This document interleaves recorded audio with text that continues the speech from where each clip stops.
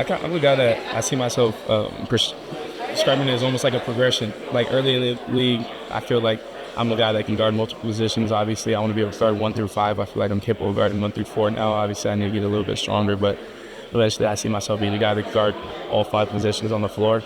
So I would say I watch a lot of Tumati Kamara right now, Trey Murphy. I watch Herb Jones, Drew Holiday, Derek White, and I see myself becoming one of the stars in this league. So that's something that I watch a lot of film on Kyrie, Devin Booker, Jason Tatum as well. So I understand there's a progression to get to that point, but knowing that I'm capable of doing that as well. So it seems like defending first and then as a fall, he like playmaking.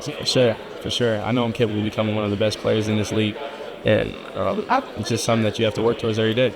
And then the second question is, like, you're part of kind of like this first generation of guys who come into the league through NIL, right? He's having made money in college. Yeah. Obviously not the case in 2021. Right.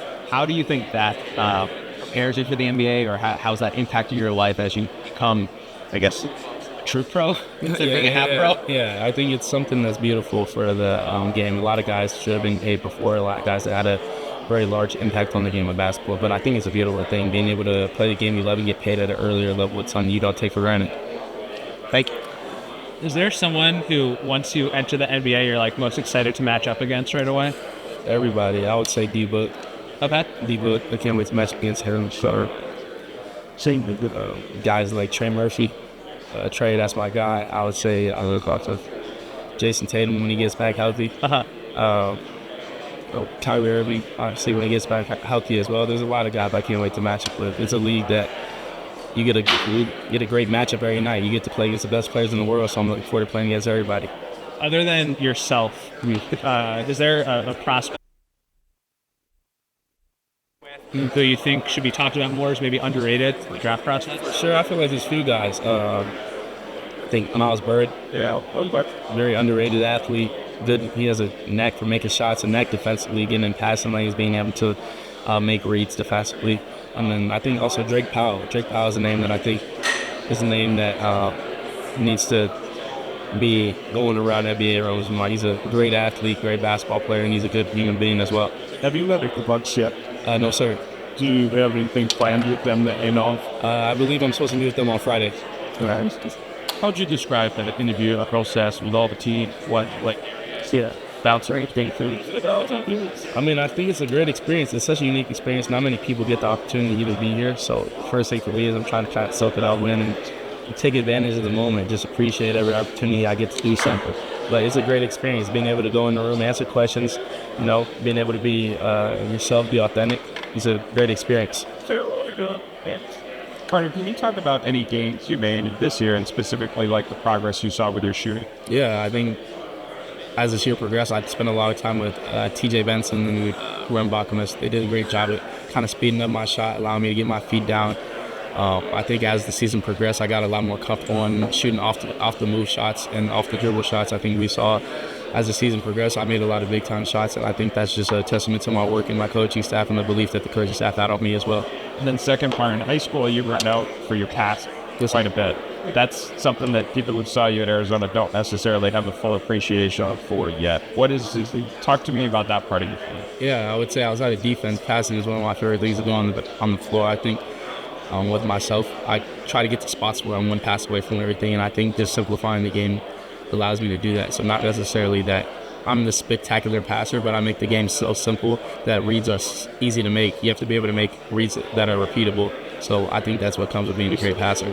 Who's your favorite NBA player? All time or right now? Either, both. All time, I'm going to go Kobe Bryant, Tracy McGrady.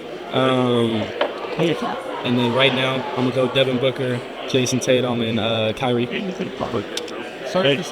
Any particular reason for any of those guys to kind of lump them together with something? They all play with the simplicity of the game. All those guys I named off. I think Jason Tatum, when he really simplifies the game and gets to his mid-range, gets to his bumps, his fades, and all those things, he's one of the most unstoppable players in the league. I mean, he's 6'10", probably about 240, so it's hard to stop a guy when he has the will to just go finish at the rim and shoot over the top of you like that. And obviously with Kobe, D-Book, and Kyrie, even Tracy McGrady, I feel like a lot of those dudes fall into the same tree in terms of being able to make difficult shots and make the game simple. What did you major at? Say again? What did you major in college? I was undecided. But I was going to go criminal justice. Doing it to my sophomore year. And your grade point average is pretty good. Yeah, it was a 3.8. That's pretty good. He's very consistent passer at West. Now, there's still maybe some indecisions for you about whether you're going to return to Arizona, whether you're going to officially declare. Have you decided yet? Yeah, I've officially declared for the draft. Yes, sir. What teams have you met with? You kind of have a sense of what your ranking would be? I try not to worry about that. That's something I try to allow my agency and the people around me to deal with. But I've met with the Dallas Mavericks today. I met with the Golden State Warriors, the Brooklyn Nets, the Portland Trailblazers. I met with the Minnesota Timberwolves as well. Were you going against Duke twice this year? What were the challenges of facing Kawhi? I mean, he's a great basketball player. I think many people obviously have seen that. He's a guy that can finish with both hands. He's a smart player. He makes some reads, so that's why he's so difficult to defend. And I think Duke did a great job of putting him in actions to put you at a disadvantage as a defender. They put him in spots, whether that was the elbows, as a trailer at the top of the key, to where you had to be in help constantly. And as soon as the action hit, you had a decision to make. So guarding him was definitely tough. Why did the coach want to speed up your shot? Just for the consistency of it. I think getting your feet down is something that plays a large role in having a consistent shot. That power kind of generates through your whole body. So speeding up my footwork allowed me to kind of get my hands and my feet underneath myself so I could have a fluid jump shot. I'm sorry. No. Now, when did it start to feel natural? I feel like I've always had a natural feeling to shoot the ball, but the consistency came probably towards the middle of the season when conference play came around. It was something we were working on every day. I mean, I was coming in 3 times a day. The last workout of the day was all shot prep stuff, just getting my lineup. Clement Chenault, one of our managers at Arizona, did a great job, and props to him. I was coming in every night. He was coming in with me 2 hours. First hour, we were touching the 3-point line, and then the second hour, we were kind of just getting into my rhythm stuff, allowing myself to make shots. Carter, what are the interviews with teams been like? How did they compare to your expectations? It's been amazing. I'm a kid that just dreamed to be in this position. So, like, in my head, and if you just told 8-year-old Carter that he would be in this position, he's ecstatic. So I kind of just try to approach it with that same mindset, try not to put too much stress and pressure on yourself.